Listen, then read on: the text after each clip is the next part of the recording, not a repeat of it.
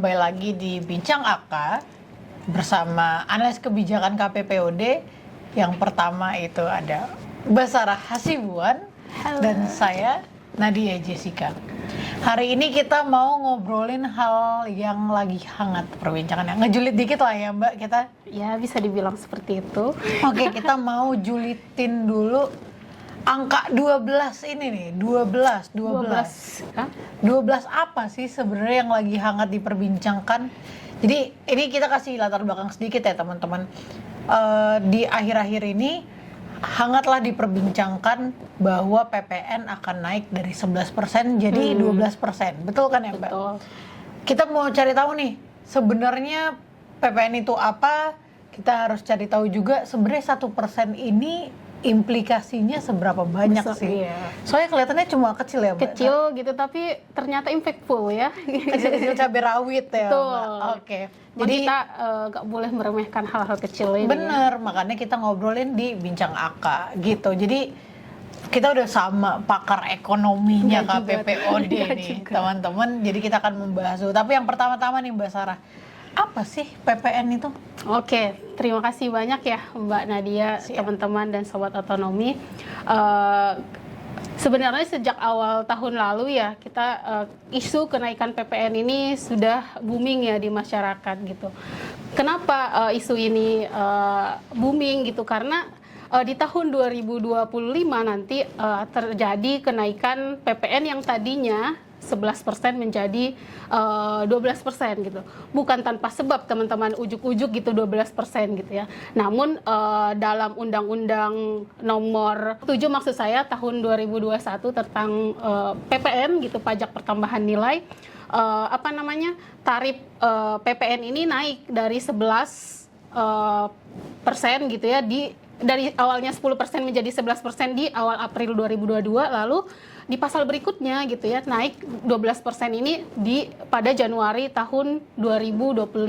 Nah, sebelum kita membahas detail mengenai PPN ini, apa sih gitu ya PPN gitu. Kenapa orang sibuk banget gitu ngebicarain PPN ini gitu. Nah, PPN atau pajak pertambahan nilai ini merupakan biaya gitu ya, biaya tambahan yang dibayarkan konsumen gitu, kita gitu ya, saat ingin membeli suatu barang gitu. Nah, PPN ini diatur tadi dalam undang-undang gitu ya nomor 7 tahun 2021 Mbak Nadia. Iya, Undang-Undang nomor 7 tahun 2021.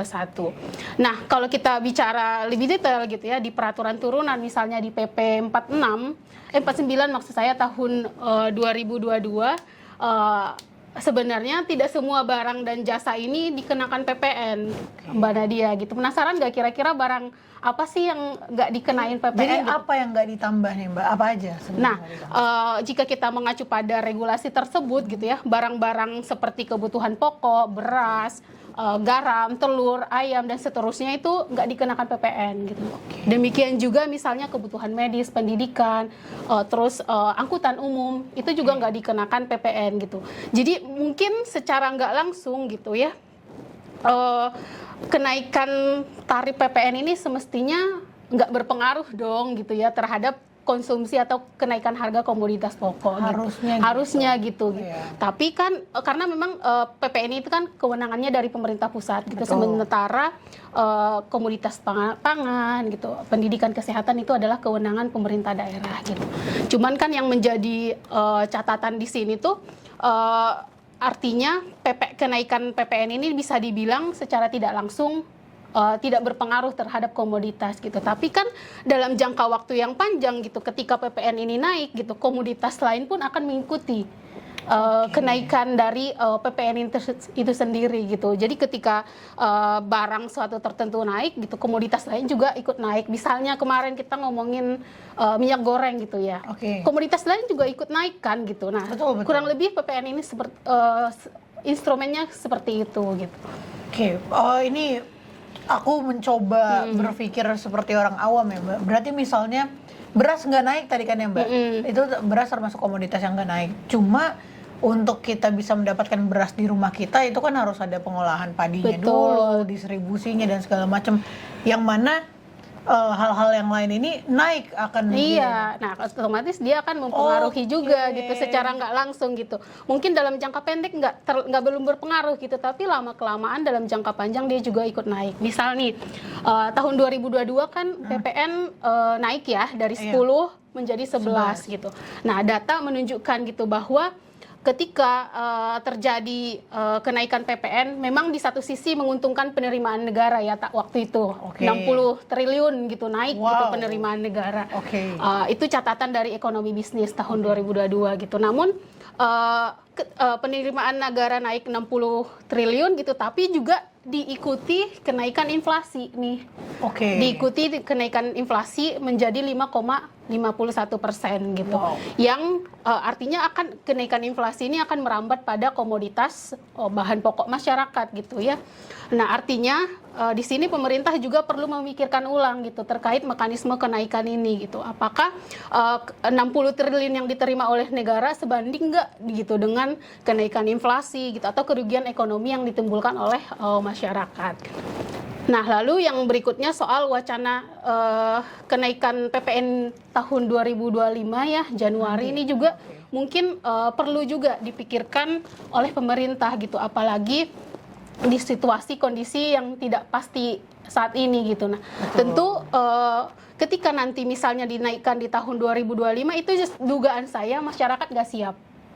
Gimana tuh Mbak nggak siap? Kesiapan masyarakat nggak akan siap dengan kenaikan harga gitu. Karena kan tadi prinsipnya ketika PPN naik, komoditas lain juga ikut naik gitu. Nah, implikasinya apa? Ketika masyarakat nggak siap, adanya kenaikan harga gitu, itu akan menurunkan daya beli masyarakat. Gitu. Nah, ketika daya beli ini masyarakat turun gitu, artinya kan masyarakat akan keep dong. Iya, kemampuan membelinya menjadi rendah gitu kan. Nah, sehingga dia mungkin ya akan berpotensi mengurangi konsumsi masyarakat gitu. Baik itu makan maupun minum gitu. Nanti yang akan berimbas pada produksi juga nanti gitu. Sehingga jangka panjang nih gitu dan berantai gitu. Efek domino ya ini. Iya, gitu. Jadi memang yang jadi tantangannya adalah gimana ngekip, padahal niatnya naikin PPN ini kan sebenarnya untuk menunjang ekonomi penerimaan untuk negara, naikin pemasukan negara. Tapi kalau misalnya daya belinya turun, ya nggak bakal. Makanya perlu dipikirkan apakah kenaikan penerimaan ini berbanding lurus nggak gitu dengan penerimaan atau misalnya dengan daya beli masyarakat gitu, atau jangan-jangan kontraproduktif gitu. Yang kita dapat 60 triliun tapi kerugiannya lebih besar dari itu gitu, sehingga memang perlu kajian mendalam nih soal kenaikan itu. Nah, ini juga Mbak Nadia gitu sebagai informasi bahwa ternyata di berbagai studi ya Sobat Ekonomi gitu, bahwa di sini ada korelasi positif gitu antara kenaikan PPN dengan penurunan daya beli rumah tangga gitu. Iya, jadi banyak studi yang mengukakan itu gitu. Ketika PPN ini naikkan, daya beli rumah tangga juga turun gitu. Jadi kontraproduktif. Betul gitu, sehingga memang boleh sebenarnya PPN ini naik, tapi di saat-saat yang tepat gitu ya. Sehingga misalnya nih kajian dari Core Indonesia, izin teman-teman saya baca gitu. Nah, ketika pemerintah berencana untuk membatasi subsidi BBM gitu kan ada ya dengan kenaikan PPN gitu. Ini berimplikasi pada kenaikan inflasi gitu. Di mana inflasi yang naik itu di kisaran 2 sampai 2,6% gitu. Itu besar ya, Pak? Besar gitu ya. Nah, artinya kenaikan inflasi ini bukan disebabkan karena dorongan daya beli masyarakat gitu, tapi terjadi karena peningkatan biaya produksi tadi gitu. Sehingga ini yang membuat harga-harga menjadi semakin tinggi, Mbak Nadia gitu. Jadi efeknya sampai ke situ ya. Ini pertanyaan iseng aja, Mbak. Kalau misalnya daya belinya masyarakat nggak terlalu tinggi karena mungkin pemasukannya juga nggak bertambah ya. Jadi apakah menaikkan upah minimum itu adalah jawabannya yang tepat? Kalau kita bicara upah minimum gitu ya, ketika misalnya PPN naik terus produksi stagnan misalnya atau bahkan cenderung menurun, menurut saya kebijakan menaikkan upah minimum ini juga nggak tepat. Waduh, kurang tepat gitu dengan kondisi ekonomi saat ini gitu ya. Tadi PPN naik gitu ya, otomatis ya itu kan akan berpengaruh pada daya beli masyarakat. Daya beli masyarakat yang turun, biaya produksi juga dari sisi produsen akan menurun. Nah, ketika Oke. ini biaya produksi ini menurun, gimana produsen mau bayar tenaga kerja, mau naikkan Oke. upah gitu kalau ini terganggu gitu. Sehingga memang perlu dipastikan kondisi yang ideal gitu. Kapan sih saatnya kita menaikkan PPN gitu? Itu kalau misalnya pertumbuhan ekonomi kita sudah stabil gitu ya. Diikuti dengan permintaan yang tinggi atas barang dan jasa gitu. Ada indikator-indikator tertentu. Berarti kalau misalnya pemerintah pusat memilih untuk menaikkan upah minimum sebagai remedinya lah, sebagai obatnya dari kenaikan PPN, Itu kontraproduktif. kontraproduktif juga. Betul. Dan Iya. akhirnya malah ini Itu kalau kayak- kita pikir-pikir ujungnya bisa berdampak ke PHK juga nggak sih? Betul, kayak pelaku usaha itu udah di turun tangga, apa sih namanya tuh? Udah jatuh ketimpa ketimba tangga. lagi gitu, ya nggak sih? Iya, itu yang perlu. Iya kan? Karena kalau misalnya kita melihat quick fix-nya ya, Mbak, maksudnya obat yang cepatnya aja lah gitu. Kayak oke, karena kita nggak punya uang untuk belanja, untuk naikin daya beli, yaudah kita naikin aja duitnya. Iya. Tapi siapa yang mau Ya, gaji? siapa yang mau gaji gitu? Apakah pemerintah mau subsidi pelaku usaha gitu? Nah, Karena tidak tahu. tidak tahu kan gitu. Iya, Nah, tapi intinya ketika ini kebijakan ini dijalankan, terus ada kenaikan upah minimum, dugaan saya gitu ya. Mungkin perlu studi lebih lanjut Oke. gitu. Ini akan akan membebani pelaku usaha gitu. Dan ketika pelaku usaha dibebani gitu kan, kinerja usahanya juga mungkin akan Betul. rendah gitu. Nah, dalam jangka panjang juga akan memperburuk kondisi ekonomi gitu. Jadi pintar-pintar lah gitu menjadi Jadi mungkin win-win solutionnya itu. Nggak langsung kelihatan dampaknya di bulan Februari betul. gitu ya. Tapi kayak kita melihat nanti jangka Panjang gitu. 2026. Apalagi kan pemerintah menargetkan 5 tahun mendatang pertumbuhan ekonomi 8% ya Oh, iya. gitu. Nah, itu Menurut Mbak mungkin nggak? mungkin saja dengan catatan gitu kan, atau sulit dengan catatan. Berarti menaikkan PPN menjadi 12% itu bukan jawabannya untuk mencapai pertumbuhan ekonomi belum, 8%. menurut saya belum. Oke, siap. Ini statement yang berani ya dari Mbak. Menurut saya belum. Oke, siap. Nah, oke Mbak. Gimana lagi? Ada lagi nih terkait kenaikan PPN ini gitu. Oke. Di berbagai studi juga menyebutkan gitu ya bahwa yang paling dirugikan dari kenaikan PPN ini adalah masyarakat menengah gitu. Kita ini kaum mendang-mending. kaum mendang-mending yang Oke. paling dirugikan gitu Gimana ya. tuh, Mbak? Dimana ketika misalnya terjadi kenaikan PPN gitu ya, ada tambahan pengeluaran dari Oke. masyarakat menengah gitu Betul. ya, sebesar Rp350 gitu atau 4,2 juta per tahun gitu. Nah, 350.000 rupiah gitu. per bulan. Iya, betul.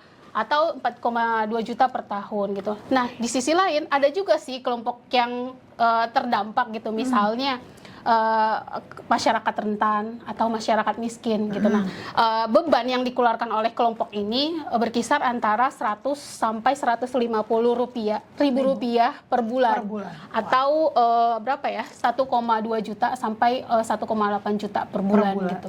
Nah, Tahun. iya, per tahun gitu. Nah, ini juga kan perlu dipikirkan gitu ketika kelompok ini rentan gitu. Ini kan juga akan menurunkan kelas gitu. Bisa jadi nanti kelas menengah ini turun kelas jadi rentan Betul, miskin betul, gitu dan betul. seterusnya. Ini kan juga perlu pengkajian lebih matang ya gitu. Belum lagi masyarakat kita itu kan disuruh untuk konsumsi saving ya. Betul. Menabung gitu untuk kepentingan di masa tua atau jaga-jaga terjadi ketidakstabilan ekonomi begitu ya gitu. Nah, ketika ini pengeluaran yang tadinya bisa dialokasikan untuk menabung gitu karena ada tambahan biaya nggak bisa gitu. Apa yang mau ditabung kalau uangnya nggak ada? Betul sekali gitu. Wah, itu sebenarnya berarti agak, ini kalau bahasa kasarnya gokil ya teman-teman. Kita ngelihatnya cuma 1% kenaikannya kan, tapi ternyata dampaknya gede banget sampai aku tadi langsung mikir nih Mbak, berarti 350.000 per bulan kenaikannya. Ini apa kita ketok pintu bos kita Mbak? Minta naikin. Minta 300. Iya, 300 supaya nutupin PPN gitu. Iya, subsidi PPN kali ya Iya, kita kan yang minta. tadinya bisa dialokasikan untuk tabungan gitu ya kalau misalnya mau ini beli dana- saham kan Mbak? Betul, gitu, beli Lumayan satu lot, saham kan? gitu atau beli apalah investasi yang lain Bener. gitu. Tapi kemarin aku denger nih Mbak, katanya PPN ini sebenarnya akan khusus menyasar ke barang mewah aja. Oke. Itu benar nggak, Mbak? Dengar-dengar sih begitu ya, Oke. pemerintah bilang gitu bahwa kenaikan PPN ini dikhususkan untuk barang-barang mewah gitu. Tapi menurut saya apakah itu efektif gitu? Nah, menurut saya sendiri itu kurang efektif ya gitu. Sehingga memang penerapan PPN ini menurut saya perlu ditunda. Yang itu yang pertama. Lalu yang kedua, kenapa dia nggak efektif gitu? Menurut saya penghasilan negara dari barang-barang mewah ini tidak akan menambah signifikan pada penerimaan negara gitu ya. Karena kita belum belanja barang mewah sebanyak iya, itu dan ya? juga daya beli masyarakat gitu. Siapa konsumsi barang mewah kan terbatas gitu. Betul. Sehingga nggak akan signifikan terhadap penerimaan negara gitu. Sehingga memang menurut saya ini ditunda aja gitu sampai keadaan ekonomi masyarakat membaik gitu ya, keadaan ekonomi kita juga membaik gitu sehingga kebijakan ini tepat gitu dan juga impactful gitu dalam penerapannya gitu. Kalau situasi saat ini ya itu belum, menurut saya Saat ini belum. Ya lebih baik ditunda gitu. Oke, ini sebelum closing lah Mbak, satu pertanyaan terakhir. Kira-kira apa dampaknya untuk ke ekonomi daerah nih Mbak? PPN 12% ini, ke pembangunan daerah juga lah. Oke, PPN ini memang tidak langsung berimpact ya ke daerah gitu, tapi lewat konsumsi. Oke. Pasti lewat konsumsi seperti yang tadi saya bilang gitu, karena PPN ini kan kalau kita bicara kewenangan adalah kewenangan dari pusat gitu. Betul. Tapi ketika ini dinaikkan, ini kan secara nggak langsung akan mempengaruhi konsumsi masyarakat. Nah, konsumsi masyarakat yang rendah di daerah itu kan berpengaruh juga terhadap aktivitas ekonomi. Nah, sehingga ketika ini dinaikkan akan menurunkan, bisa jadi gitu ya, menurunkan kesejahteraan di daerah dan seterusnya gitu. Karena kan tadi yang paling berdampak adalah masyarakat menengah dan juga rentan gitu. Nah, ketika ini dinaikkan ya otomatis yang terganggu mereka-mereka juga. Nah, posisi mereka kan ada di daerah gitu ya, teman-teman. Jadi memang kalau kita ngelihat korelasi langsungnya mungkin nggak ada gitu ya. Tapi kalau misalnya kita tarik terus garisnya, Iya, pasti ada. Pasti ketemu. Kalau misalnya kita semua akan terdampak, apalagi baik lagi kaum mendang-mending guys. Betul. Kayak kita nih harus hati-hati menyikapi 1% ini. Iya. 1% kelihatannya kecil, tapi enggak. ternyata impactful ya. Iya. Oke, ini kita udah di segmen terakhir ya. Mbak. ya. Oke. Aku mau nanya nih Mbak. Jadi sebagai pengamat ekonomi, analis kebijakan KPPOD nih, Astagfirullahaladzim.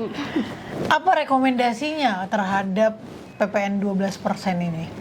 Oke, ada 3 poin ya Mbak Nadia gitu. Yang pertama, pemerintah pusat khususnya perlu mengkaji ulang terkait kebijakan kenaikan PPN 12% ini gitu, agar tidak mengganggu kondisi ekonomi kita gitu, apalagi di tengah ketidakpastian ekonomi global gitu, agar juga tidak mengganggu kesejahteraan masyarakat gitu. Itu yang pertama. Lalu yang kedua adalah pemerintah pusat juga di sini perlu memikirkan ya kebijakan fiskal yang berkeadilan dan juga efisien gitu, seperti yang selalu kita dorong ya di KPPOD soal reformasi perpajakan gitu. Mending itu dibenahin gitu daripada misalnya dinaikin PPN gitu. Kita melakukan reformasi perpajakan gitu, digitalisasi misalnya sektor pajak gitu.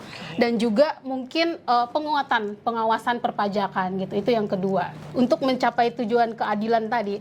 Lalu yang ketiga adalah jikapun pada akhirnya PPN ini tetap dinaikkan 12% pada Januari 2025, yang perlu dinotis di sini adalah pemerintah betul-betul gitu memanfaatkan PPN ini untuk belanja yang produktif gitu, yang memberikan impact bagi kesejahteraan masyarakat gitu, misalnya terkait penanganan stunting mungkin gitu ya, atau misalnya peningkatan kesehatan dan seterusnya gitu. Jadi perlu dipikirkan ketika ini dinaikkan gitu, agar kita nggak sia-sia nih pengorbanannya gitu ya, digunakan untuk kegiatan-kegiatan yang produktif, bukan misalnya membiayai perjalanan dinas dan seterusnya gitu, yang notabene nggak signifikan terhadap peningkatan kesejahteraan masyarakat. Betul. Gitu. Di rumah udah jadi tulang punggung. Betul. Kita juga jadi tulang punggung negara ternyata, itu guys. ternyata Kan gitu. pengennya kan duit kita dipakai untuk hal-hal yang bermanfaat. Dan kita juga tahu ketika memang duit kita digunakan untuk hal yang bermanfaat, kita juga senang sebenarnya, Betul. Mbak. Kita tahu dan kita bangga kok, oh Indonesia ini pembangunannya baik, pembangunannya berkelanjutan, semua orang bisa dipelihara oleh negara berdasarkan pajak yang kita bayarkan gitu. Jadi Tapi tujuan utamanya doa kita jangan naikin dulu lah ya, Mbak. Betul gitu. Kalaupun naik ya gunakan dengan sebaik-baiknya, tapi sebisa mungkin jangan naik dulu gitu. Jangan naik dulu. Iya. Karena kita ini sorry ya, kita balik lagi, tapi dari 10% ke 11% itu jaraknya lama ya, Mbak? Kan kita PPN sebenarnya kalau kita bicara PPN gitu ya, itu kita paling tinggi di Asia Tenggara. Oh gitu. iya, aku baca betul, kemarin iya kan? yang kayak kenapa tinggi banget. Tapi seingatku jaraknya dari 10% ke 11. Jauh. Jauh berapa puluh tahun setelah Pokoknya intinya sebelum tahun 2022 kita menggunakan PPN 10%. Gitu. Iya. Nah, kenaikan 11% Habis itu di tahun 2022. Nah, 2025 di dalam undang-undang tadi tuh kan harus naik ya ke 12% gitu. dengan menghasilkan 60 triliun yang masih belum tahu nih guys, sebenarnya itu lebih besar kebermanfaatannya Faktanya atau kerugian yang atau ditimbulkan akibat itu kan jadi mohon kepada pemerintah ditinjau ulang terkait dan bantu kami kaum mendang-mending ini ya kurang lebih gitu sih Mbak. Nanti mungkin KPPOD harusnya mengeluarkan sebuah kajian mungkin kali ya, tentang PPN ini dan dampaknya juga iya bagi daerah karena kita juga berusaha mengadvokasikan daerah ya. Jadi begitu teman-teman, kurang lebihnya untuk perbincangan kali ini. Nanti kita lanjutin lagi kalau misalnya masih banyak yang perlu kita kupas tentang PPN ini. Semoga nggak ada karena akhirnya ditunda. Sampai jumpa di bincang akar selanjutnya. Bye bye.